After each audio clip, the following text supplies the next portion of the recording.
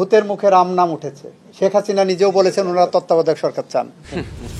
এবার দিল্লিতে বসেই ভারতে পালিয়ে যাওয়া ফ্যাসিস্ট শেখ হাসিনা তত্ত্বাবধায়ক সরকারের অধীনে নির্বাচন চান। এ নিয়ে রাজনৈতিক অঙ্গনে শুরু হয়েছে নতুন উত্তেজনা। তত্ত্বাবধায়ক সরকার ব্যবস্থা বাতিলের রায়ের বিরুদ্ধে আপিলের সুযোগ দিয়ে সুপ্রিম কোর্টের আপিল বিভাগ শুনানির অনুমতি দিয়েছে।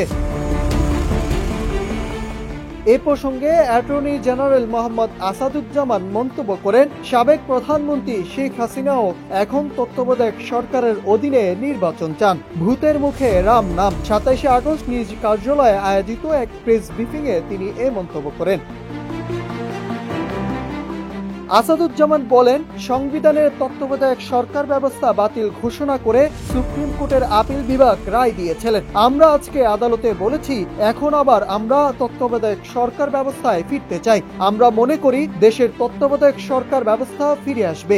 এর ফলে আর কোনো মায়ের বুক খালি হবে না, কোনো মা বাবা তার সন্তানকে হারাবে না, কোনো ভাই তার ভাইকে হারাবে না, কোনো সন্তান তার মা বাবাকে হারাবে না, আর কখনো রক্ত দিয়ে ভোটের ও গণতান্ত্রিক অধিকার আদায় করতে হবে না।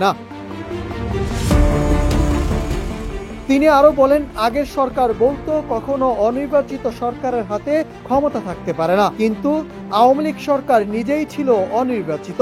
আমরা তো তত্ত্বাবধায়ক সরকার ব্যবস্থার পক্ষে ছিলাম, এখন আবার ভূতের মুখে রাম নাম। শেখ হাসিনাও তত্ত্বাবধায়ক সরকার ব্যবস্থা চায়।